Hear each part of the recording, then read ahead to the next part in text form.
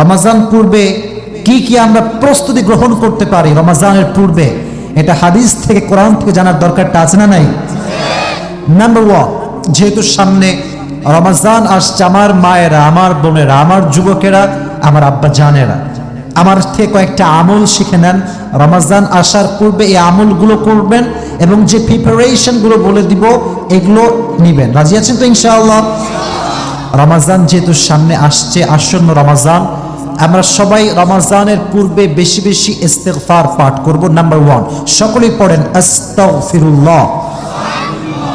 তোমরা পড়ো না কেন? সবাই পড়ো আস্তাগফিরুল্লাহ। এবার সবাই আরো আওয়াজ দিয়ে পড়েন আল্লাহুম্মা গফিরলি।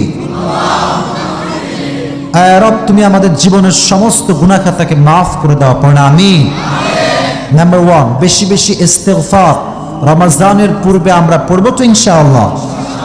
Number one. নাম্বার টু, রমজানের আগে 2 নাম্বার যে কাজটা আমরা সবচাইতে বেশি করব সেটি হচ্ছে বেসিক মাসআলার যে কিতাবগুলো আছে রমজান সম্পর্কিত, আর কি রমজান সম্পর্কে আপনাকে before the Ramzan you have to know about the basic knowledge of Ramadan. That means basic মাসআলা অফ রমাদান।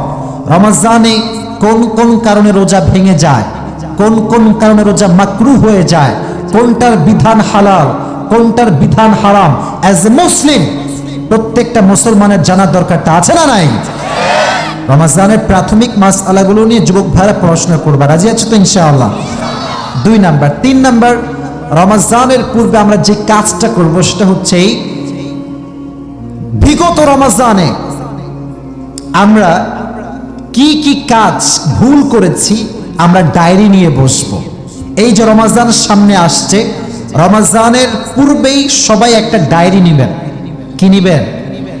কথা বলেন, কি নেবেন?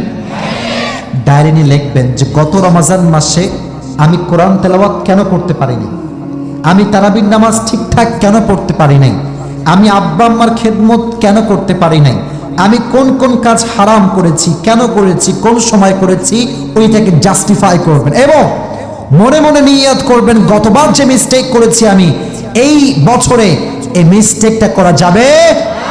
আল্লাহ তৌফিক দান করুন, আমিন। 4 নাম্বার, রমজানের পূর্বে যে প্রিপারেশন সবাই নেবেন সেটি হচ্ছে যে you have to take a mental commitment. You have to make a mental commitment. মানসিক একটা প্রতিজ্ঞা নিব আমরা যে এই রমজানে আমরা সবাই নিজের জীবনের গুনাহ খাতা আল্লাহর কাছে মাফ করাই নিব ইনশাআল্লাহ। জোরে বলেন না ইনশাআল্লাহ? মনে রাখবেন, সব প্রস্তুতি আগের থেকে নিতে হয়। একজন মানুষ 10 ঘন্টা ঘুমাইছে, ঘুম থেকে উঠে কি দৌড়াতে পারে? কথা বলেন, পারে? ঘুম থেকে উঠে ব্রাশ করে, ফ্রেশ হয়, মুখ ধোয়, নাস্তা করে, তারপরে অফিসের কাজে বের হয়। তো আপনি পুরোটা বছর কাটিয়েছেন হারাম হারাম হারাম হারাম করতে করতে। আপনি হঠাৎ করে একটা সুন্দর জীবন যাইতে পারবেন না।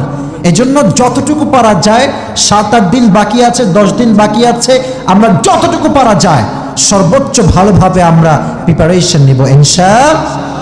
সর্বশেষ এবং এটি আমার লাস্ট পয়েন্ট, সেটি হচ্ছে যেহেতু রমজান সামনে আসছে, আমরা আল্লাহর কাছে সাধারণ ক্ষমা পাওয়ার ট্রাই করব। সাধারণ ক্ষমা, হাদিসে এসেছে রমজান মাসে আল্লাহ তাআলা গোটা বিশ্বের সমস্ত মানুষকে সাধারণভাবে ক্ষমা করে দেয়। এত আস্তে সুবহানাল্লাহ পড়লেন। বাট 2 জন ব্যক্তি আছে যাদেরকে আল্লাহ ক্ষমা করেন না, ইল্লা লিমুশরিকিন আও মুশাহিদ। ক্ষমা পেতে চাইলে 2টি বাজে কাজ বাদ দেওয়া লাগবে। 1 নাম্বার, হৃদয়ে কোনো প্রকার শিরিক রাখা যাবে না, রবের সঙ্গে কাউকে শরীক করা। 2 নাম্বার, এই হৃদয়ে কারোর জন্য হিংসা রাখা। বাংলাদেশে হিংসা বিদ্বেষ আছে না নাই? বক্তা একটা ভুল করলেই হয়, গোটা অনলাইন ট্রল করে ভাষায় দেয়, ঠিক না? আরে ভাই, আমরা তো মানুষ, 1 ঘন্টা 1.5 ঘন্টা 2 ঘন্টা কথা বলি, একটা স্লিপ অফ টাং হতে পারে কি পারে না? একটা স্লিপ অফ টাং হলে মাশাআল্লাহ মুফতি সাহেবরা 1 সেকেন্ড লাগে কাফের ফতোয়া দিতে। 1 সেকেন্ডে 14 গোষ্ঠী উদ্ধার করে ফেলে, ঠিক না ভাই? অতএব এই হৃদয়ে আজ থেকে হিংসা বিদ্বেষ নয়, এই হৃদয়ে থাকবে ভালোবাসা আর ভালোবাসা, ঠিক না বলো? আমার সবাইকে হিংসা মুক্ত হৃদয় দান করুক, সকলে পড়া আমিন।